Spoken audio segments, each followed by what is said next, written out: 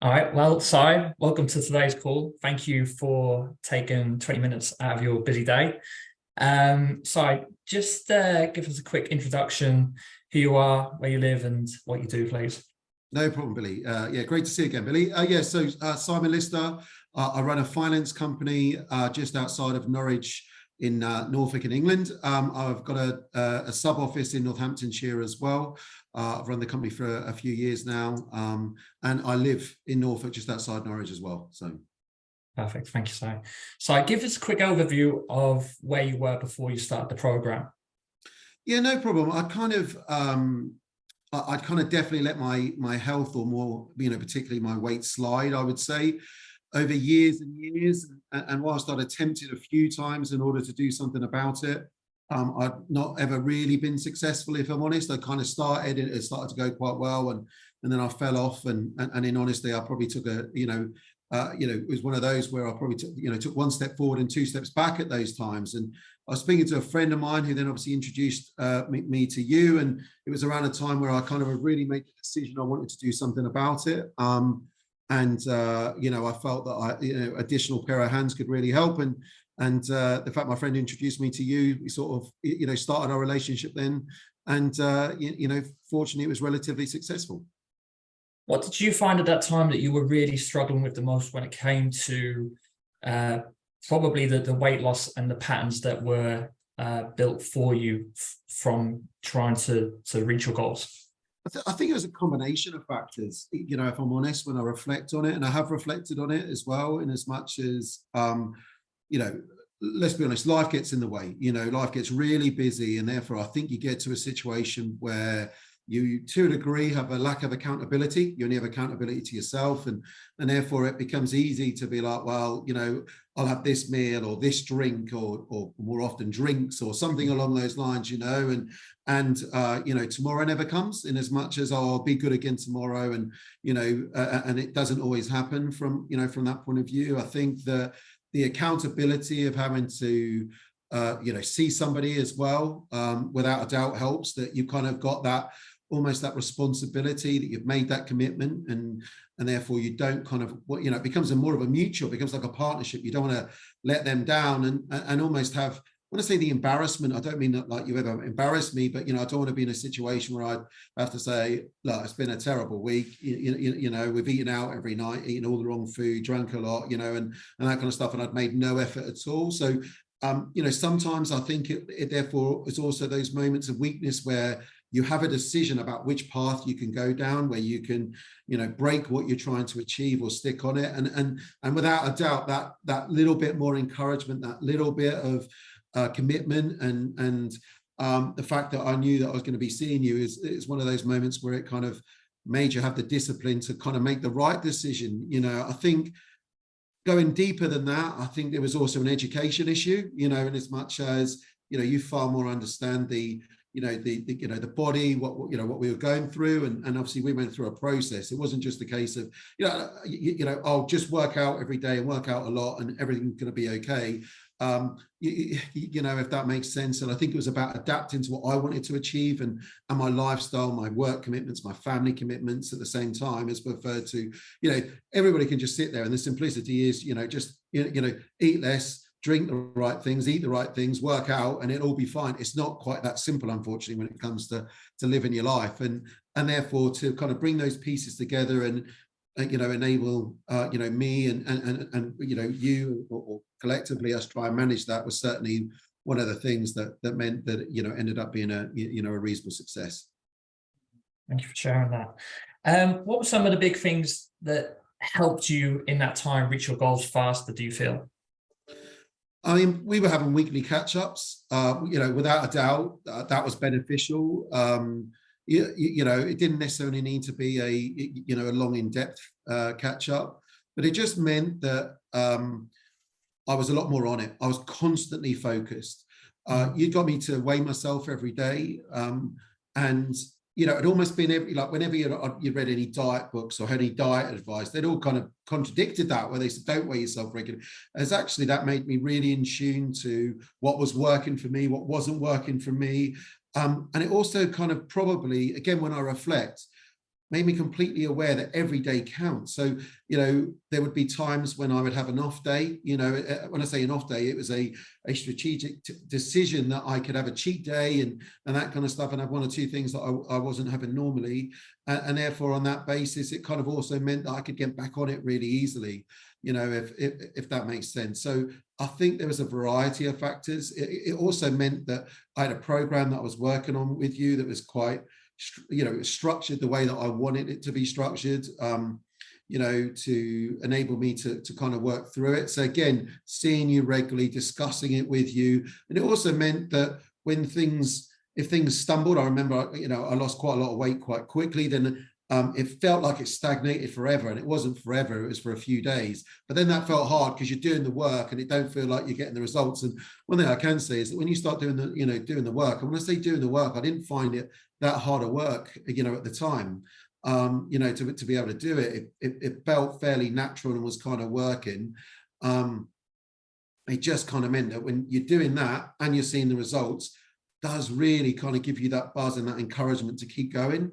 When I kind of hit that sort of mini wall, the fact that you were there to kind of like, no, let's just keep going, this is going to work, this is natural, and that kind of stuff, and putting the perspective on it, because there's nothing worse than you feel like you're doing what you should be doing, you're kind of eating what you feel like you should be eating, and you're working out and that kind of stuff, and then you don't get to see the results, particularly as immediately. There's without a doubt that, let's be honest, most people, you start saying, oh, in 3 months time we're going to be here, or 6 months time, or 12 months time, that just feels in some ways it's a really short period of time, but feels a really long period of time. But when you see like day after day, week after week, your weight is really starting to come down, and you can't get away from the fact people then start noticing it and mentioning it, and that kind of stuff. Just all of these things drive you on to take the next step.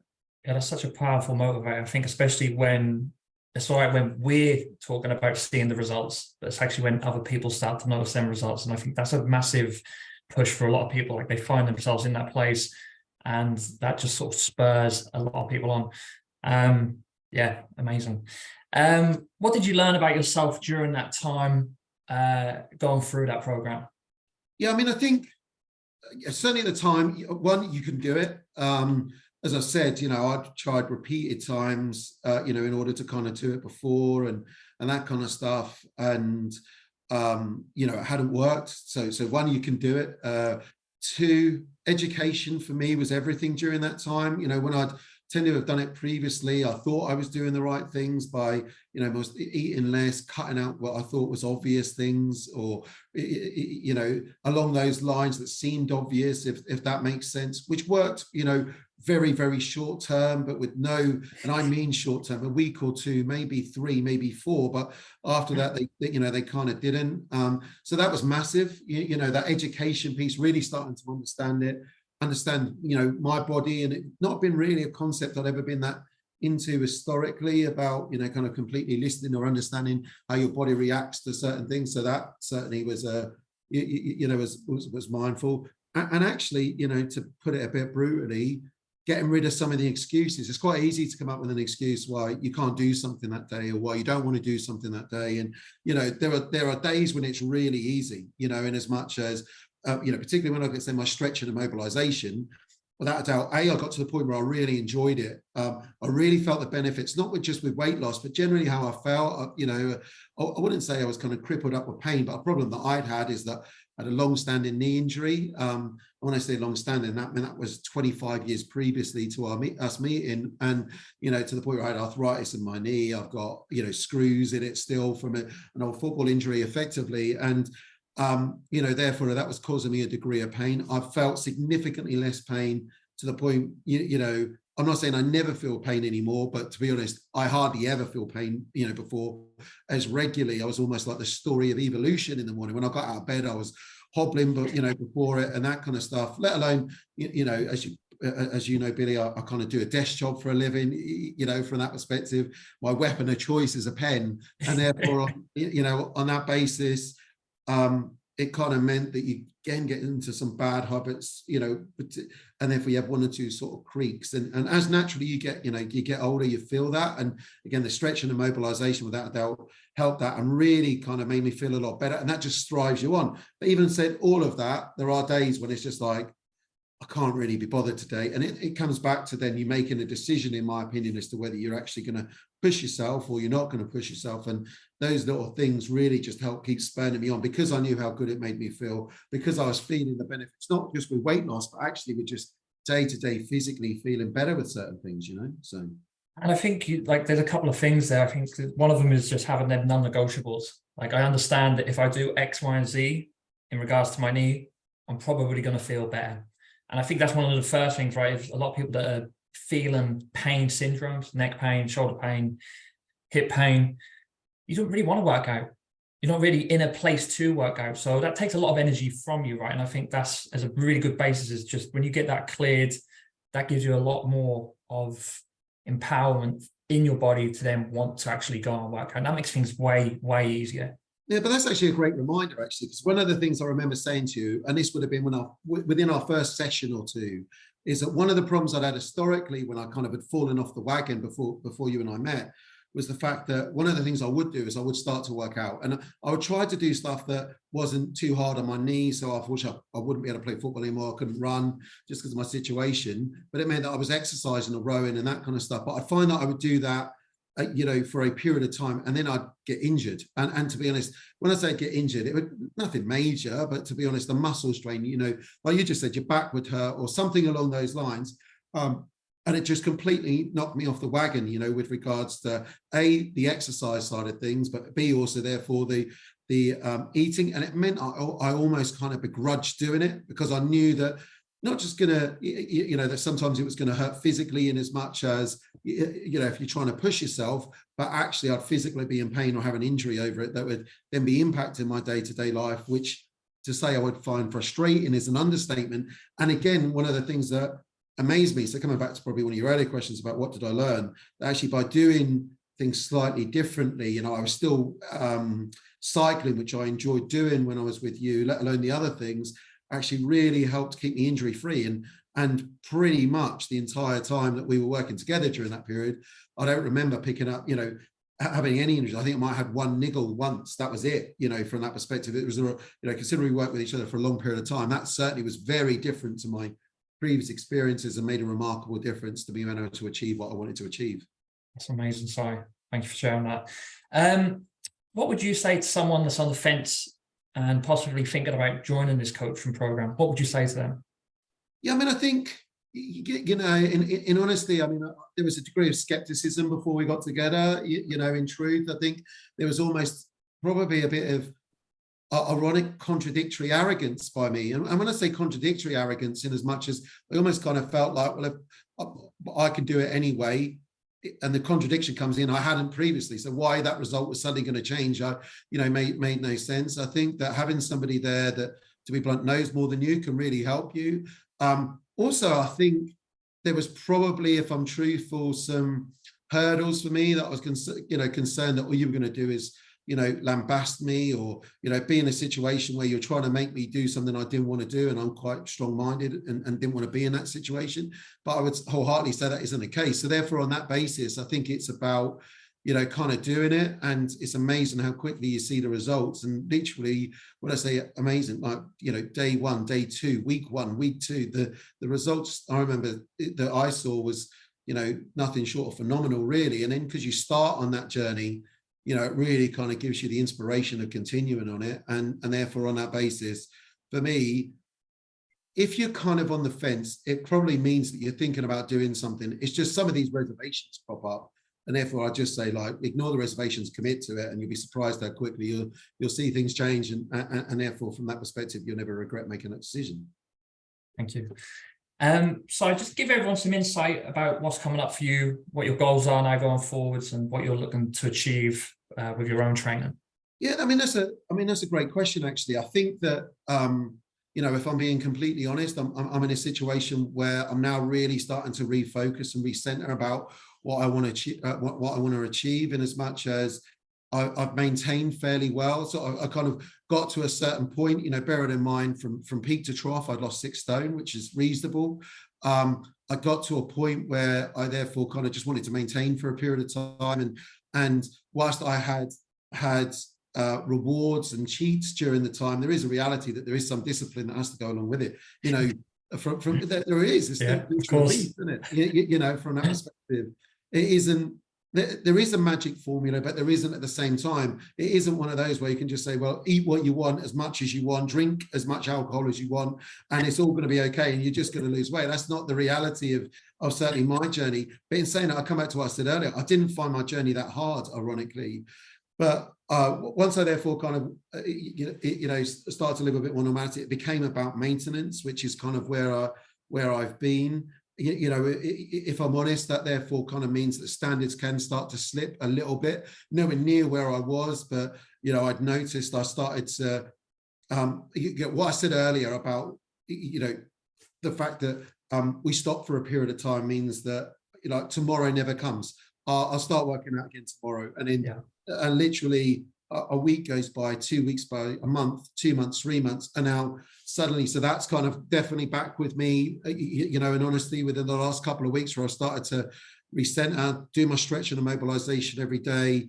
And again, it's amazing how I started to notice again that I started to get a little bit of back pain through the job and that kind of stuff, just sitting poorly and sitting at a desk all the day, working on a computer, doing that. That's now completely gone already. It almost like dominoes as well. You start doing the stretch and mobilization, then I start doing a little bit of a program, which I started to do. That then almost inspires you on to make sure you're being a wee bit more disciplined on what you're eating again. And therefore, for me, I'm definitely recentered with regards to kind of getting completely back on track. And now, in truth, I want to go on a bit more of a journey again with regards to kind of my weight loss. Even more so, this time of year, obviously chatting in November, you start looking and thinking the next 4 weeks could be quite heavy and damaging. And that makes it hard to maintain, where Christmas parties and that kind of stuff, so. And I think there's a couple of things there again, right? And Christmas time, I think for a lot of people, it's just like, oh, it's the end of the year now. I've finished with work. I've finished with my health.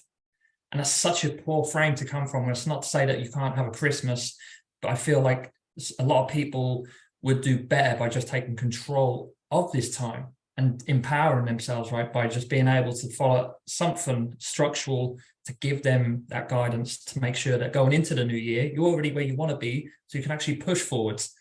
Because otherwise we all know what Christmas and the new year can be like. No, I think you can wish your life away, and the reason I say that is what you said, I think, is so true. You can really look at it and think, I'll start it in January.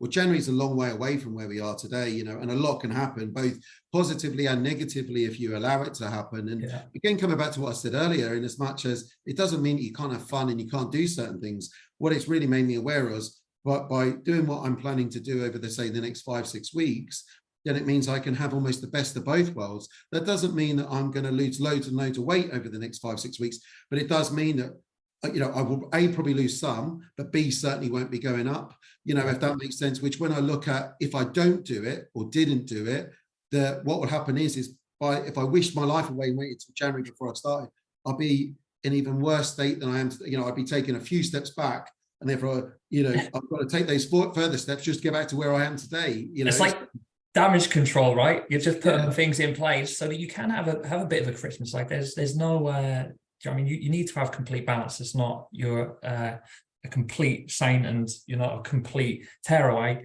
But at some point, I think having that structure and that guidance and that support and just following through just minimizes the damage that happens over the Christmas and New Year period. Yeah, I think particularly as two things I know certainly happened with me was number one, you'd have the classic of, I'll just tidy some stuff up, as in that there's bad food in the house. Once I've got rid of all that, then I'll start, again, that's the kind of tomorrow never comes conversation is referred to. Well, actually have both, work out and use that as one of your rewards from that perspective. So that's kind of one thing.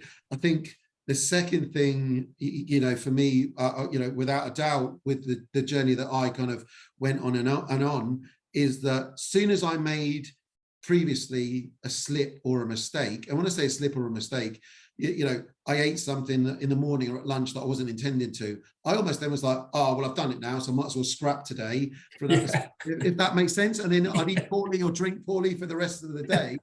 And it just compounds your problem. It's actually, when you're like, actually, it's not the end of the world. It might mean that I'm not going to lose weight today, but it will also mean I can still control it where I don't put weight on. So therefore, from that perspective, it is about actually, I've had some benefits, but you just don't have to go silly, Yeah, yes, and that's what I mean. Sometimes about being 100%, you can't be 100% all the time. As long as you know what the plan is and you've got that in your mind and that's what you're aiming towards or focusing on, of course, life happens. You're not always going to be able to meet that. Not everyone's perfect and not every situation is. But I think once you can then get back onto the horse after that mistake, you're a lot more than just being able to focus and regain certainty in what it is that you should be doing. Yeah, and so really, ironically, I think, you know, to a degree, again, with hindsight, and I probably didn't realize this until our discussion actually, is that one, you kind of almost plan what you want to cheat with, and you want to make sure it's worthwhile, if that makes sense. As compared to eating something or drinking something and being like, oh, I wish I had that regret immediately where it weren't worth it and that kind of stuff. But you've done it at that moment. You start to become a lot more strategic when you can have a treat that you're really looking forward to it, and you want to make sure it's worthwhile. So that's why and actually, again, this is the thing that I didn't probably realize until just now, was actually when I therefore was having a treat. If I'm honest, I probably enjoyed it more. A, because I felt I'd earned it. But B, it's like anything. If you just keep having it all the time, you get to the point where it just becomes the norm and it isn't a treat anymore. As actually, when you finally have something, you like really enjoy it, really actually feel you've worked for it and you benefit from it and that kind of stuff. And I'm always quite happy to do the work again the next day in order to earn another one, as preferred to it just like, well, you know, something I do every day, you know. So it's just, that is what it is. You can celebrate it. I think that's a very powerful place to come from. Yeah. So thank you for your time today. I'm going to stop the recording there. Thank you. No problem, Billy. It's good to see you. Thanks. Yeah, you too, mate. Cheers, buddy.